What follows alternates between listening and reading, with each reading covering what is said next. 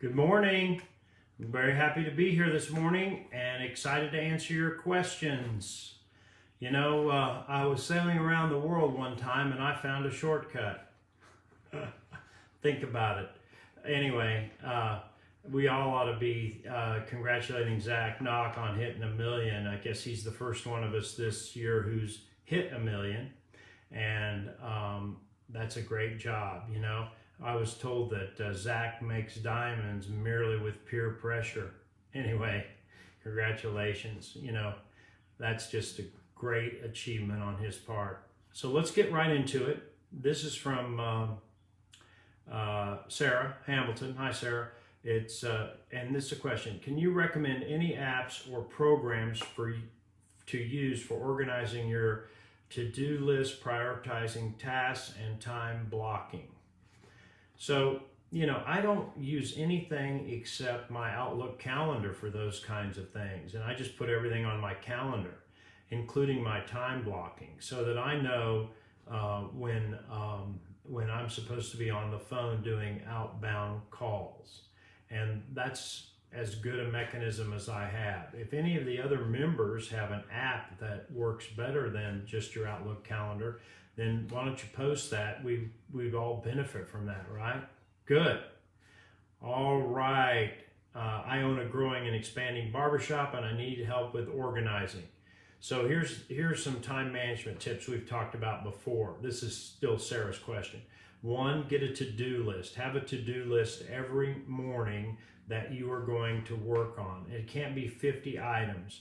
Put down 3 or 4 things that you definitely have to get done that day. If it's more than 3 or 4, okay, put them down.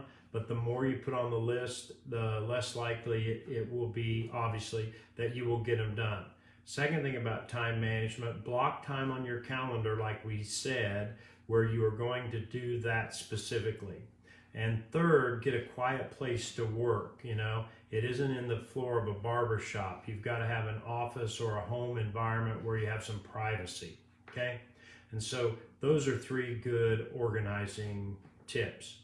Next question is from Derek Lacrone. Hey, Derek, what sales management tools do you use or recommend for coaching a growing 65-person B2B team? Thank you. Well, congratulations on having 65 people on your team, Derek. That's fantastic. I don't know what your business is, and it would have helped if you could have told me that. It says the sales team are all independent contractors and have their own systems. So I'm looking at Sean's advice for my own system to track my coaching calls with them. Okay, so I use a paper system to track my coaching calls. I'll just be honest with you. And I use an Excel spreadsheet in order to keep track of invoicing and client calls. And then my appointments I put on my Outlook calendar, and that's how I do it. But you can do it in Excel if you want. Just set up a separate account for each person, and you can take notes while you're talking to them. But the way I coach is I take notes on the phone call, and I put down the things I think are relevant that my client is giving me, and then I also put down the things that I want to be sure I cover on that call. And so, if you saw it, it's a system of manila folders, and you may say that's too many, and if you do, that's fine. Just use your computer, set up a separate file for each individual, and take notes either when you're talking and put them in there later, or take notes in that file in your computer while you're talking to them, okay? But I don't know a specific software that's designed for coaches, okay? Next. Hi, Trevor. Missed you this last week. Hey, Vanessa. Some people are coming in. That's great. So the next question is from Lindsay Lannon. How do I get my product in front of a corporate client? I own a truffles company and I want to get involved in corporate gifting. I'm looking to get my product in front of small business owners and corporations to get bulk orders and subscription orders. So, Lindsay, how you doing? Lindsay, this is just B2B sales. That's all it is. And if I had your business, I would be calling HR departments human resource departments of the corporations and asking them who's in charge of corporate gifting. A lot of times it's them. And then I would call that person and talk to them about the use of your products as gifting. But it all starts with the same thing every other B2B business starts with when they build out a sales system. 1, you get a prospect list. 2, you get a phone script. 3, you get the answers to objections that you're going to get on the phone. 4, you get a presentation of your product. 5, you get the answers to the objections that people will have to your product. And then some other things you get is 6, a marketing program and and accounting. Okay, so and some other stuff. But anyway, that's the basis of the starting place for a sales system in any B2B business. And so when you get that together, you'll have it. And you've been in the seminars with me before, so I think you know and have the information to do that. This is from AJ. Hey AJ, how do you know when it's time to fire a client? In my online marketing agency, there are 2 specific clients who consistently are frustrating to deal with. Their communication standards do not exist. When they need something, they expect our undivided attention at the expense of anything else, and they consistently struggle to pay us on time. Both can afford us. It's not a cash flow issue. I'm at the point where I'm ready to be done with them mentally, but firing them would reduce our monthly revenue by about 30%. I'm struggling with the idea of losing that much revenue, but gaining so much time back. Okay, so my first suggestion is let's try to fix the problem. Okay, and from now on, when you take on a new client, you have an onboarding checklist. This is the way we work best with our clients. We have scheduled phone calls. We have deadlines on work. Our clients give us time to finish the product by notifying us in a timely manner of when they need it, etc., etc., etc. And you do this checklist. And I've done this with 3 digital marketing agencies I work with and several accounting firms, and it's called an onboarding checklist. And so you get an onboarding checklist to solve the issues that you might have and that you could prevent as you work with a client. Now let's fix those 2 clients that are giving you a problem.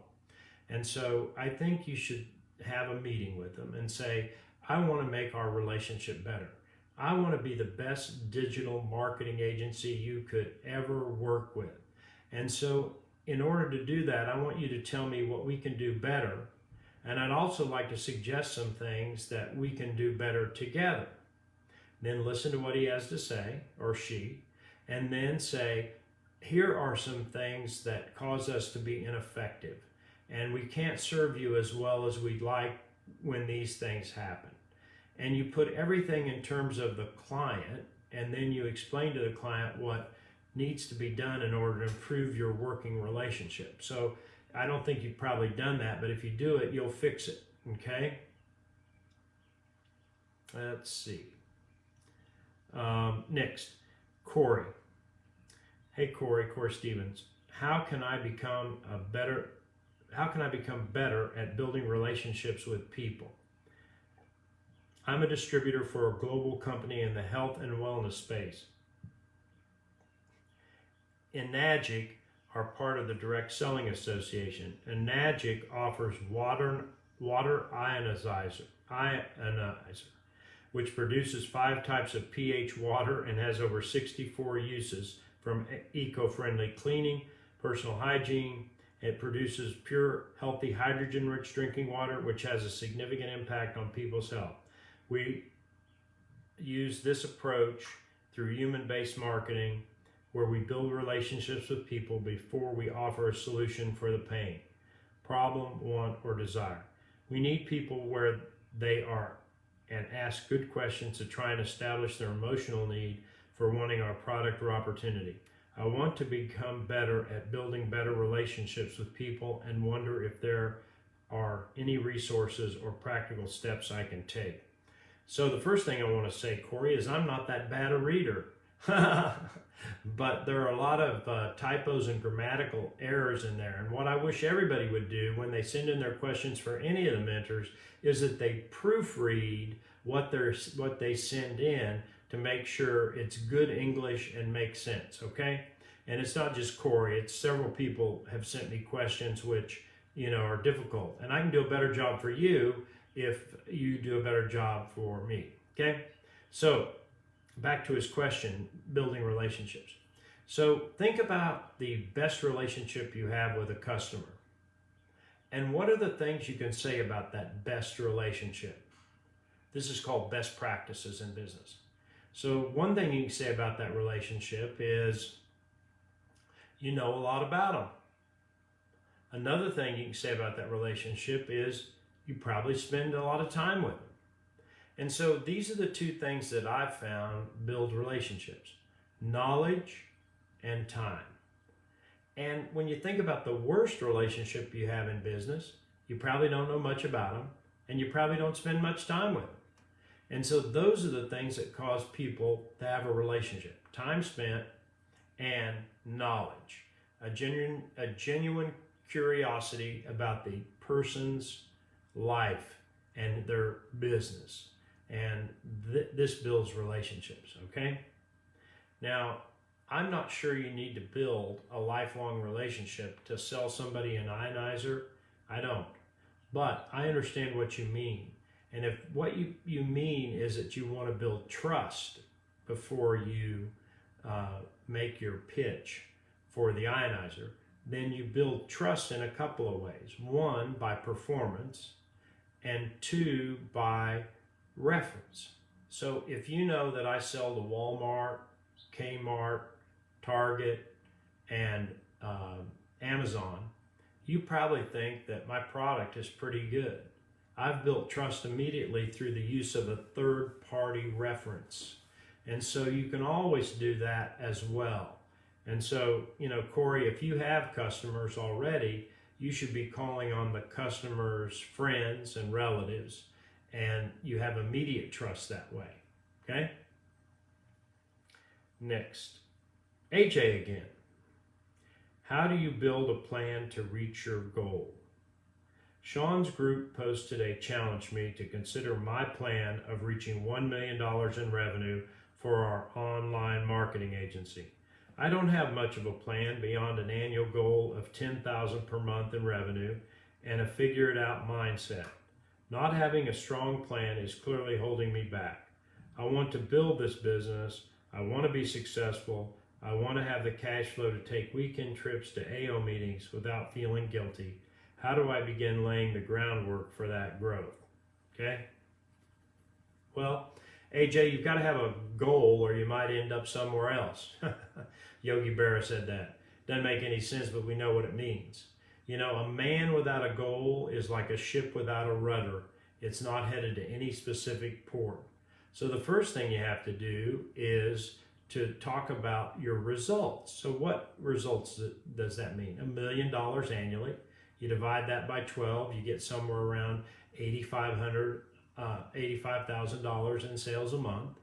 And you divide that by 4 and you get somewhere around $22,000, $21,000 a week. And now you know what your results have to be to get to $1 million in sales. Seems impossible, right?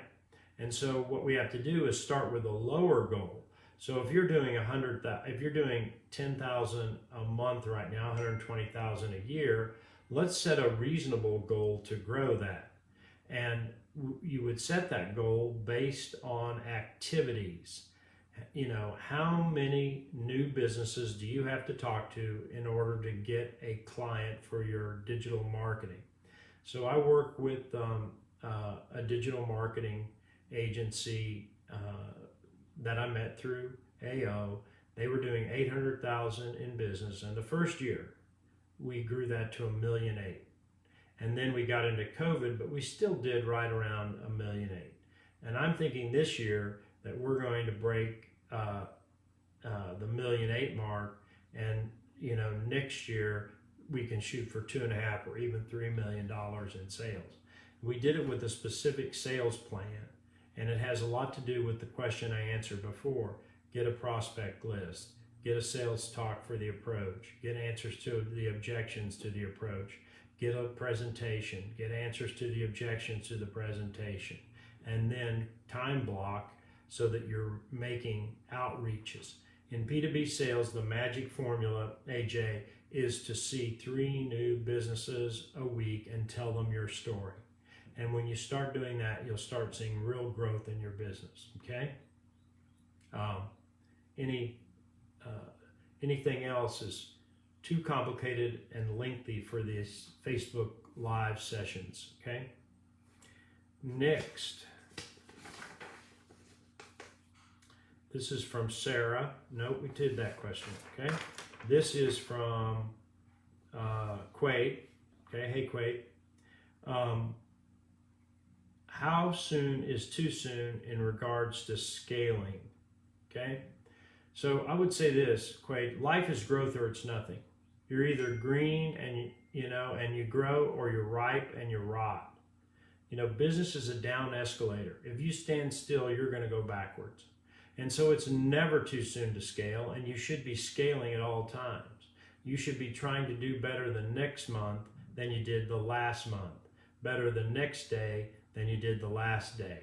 This is the whole theme of AO, growing our businesses and getting our businesses to a particular target, in this case $1 million, okay?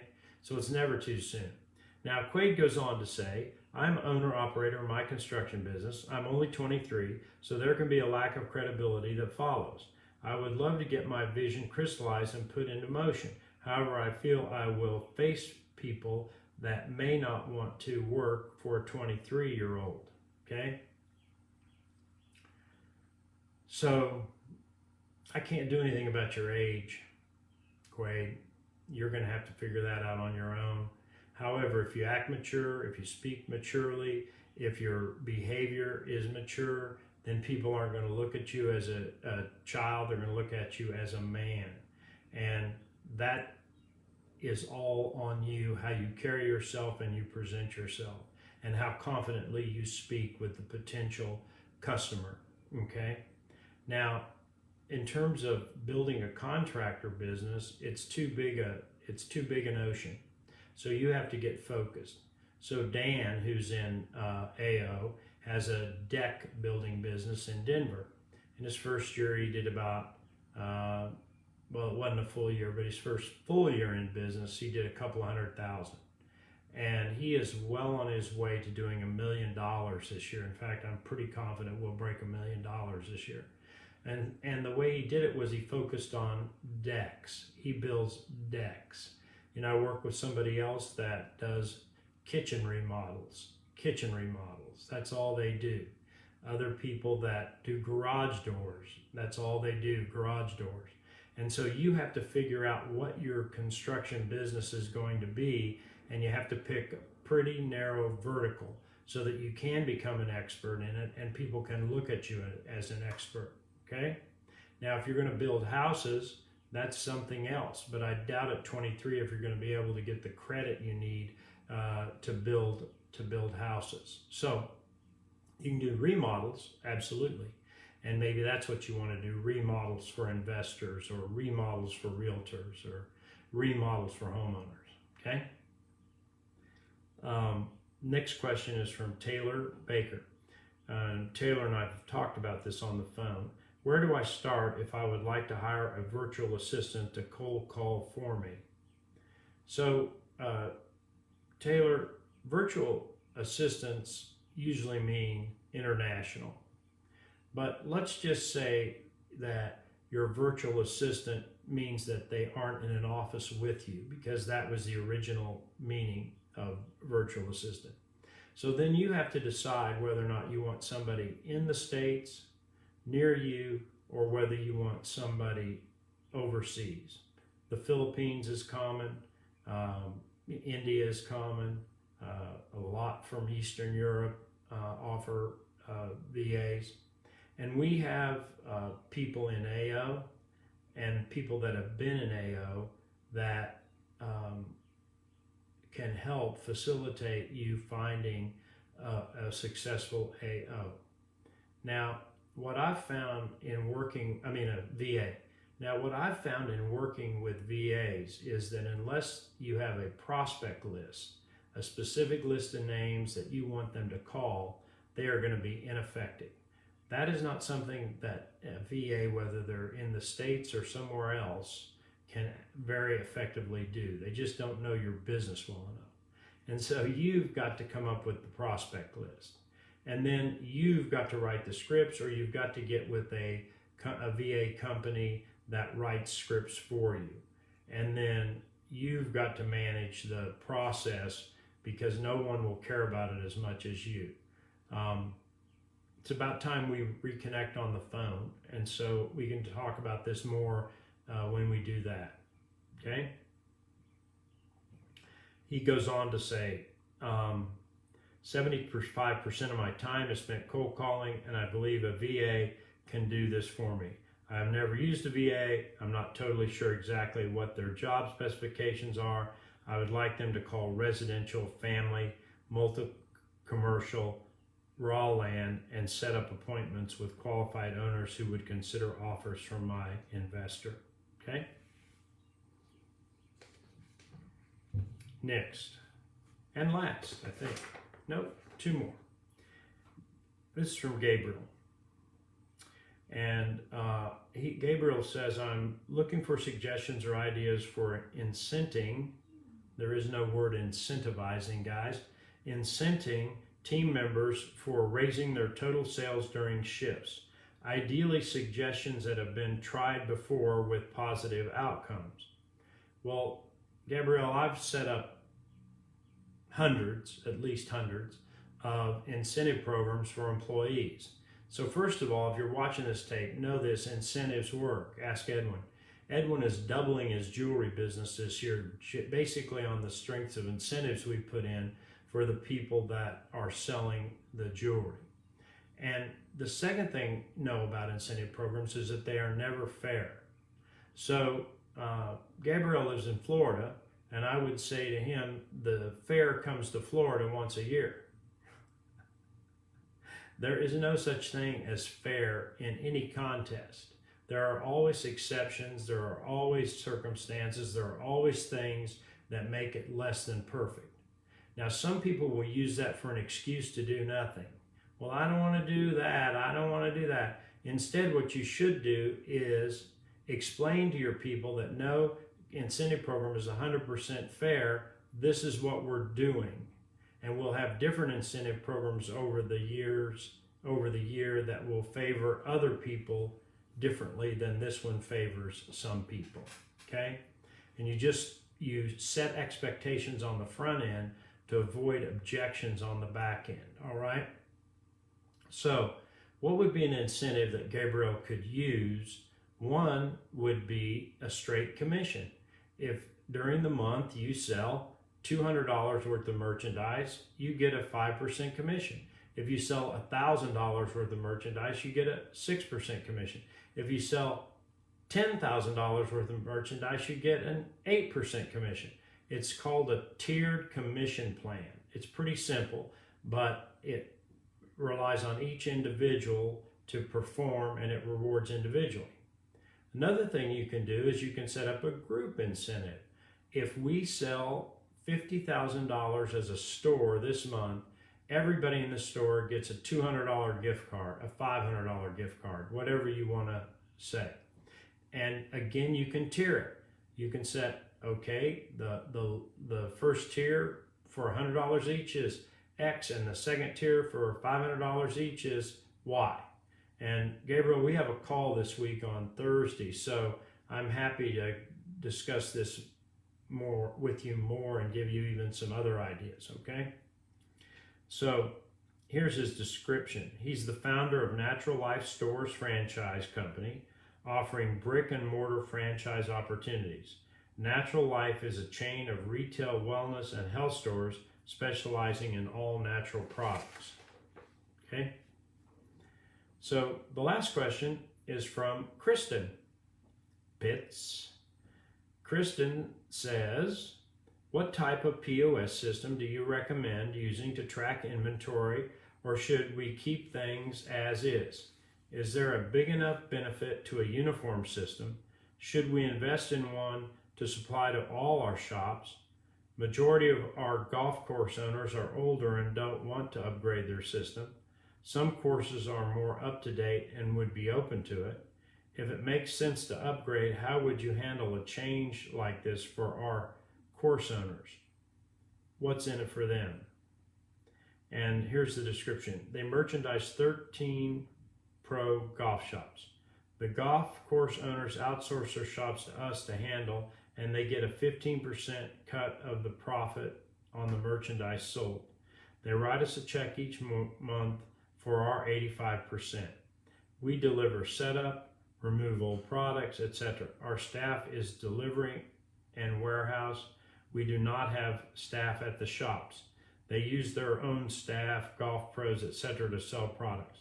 Each shop has their own POS system to handle everything in their course, including tee times, our retail food sometimes.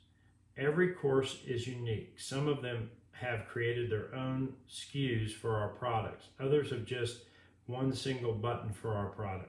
A physical count inventory is done each month. We track everything on Excel to email and invoice each month. Okay? So Kristen, that's an interesting business. I like that business. Why don't you sign up more golf courses? Can you service more than 13? Why don't you sign up 100? Then you've got a very exciting business and you're living on a yacht somewhere in South America. But anyway, if you don't want to do that, and your question about the POS system, I really can't answer it with any authority. You know, I just have never dealt with different POS systems like you're describing, and maybe you should ask somebody who sells POS systems, you know, what the benefits would be of going to a unified POS system and what the costs would be. But, you know, it seems to me that's sort of out of your depth because you're not dealing with everything they sell in the stores. You're only dealing with what you provide the stores to sell, and you're not dealing with scheduling or anything else. And so as a result, it seems like it wouldn't be your decision about the POS, and instead it would be the golf course owner's decision about the POS. Okay?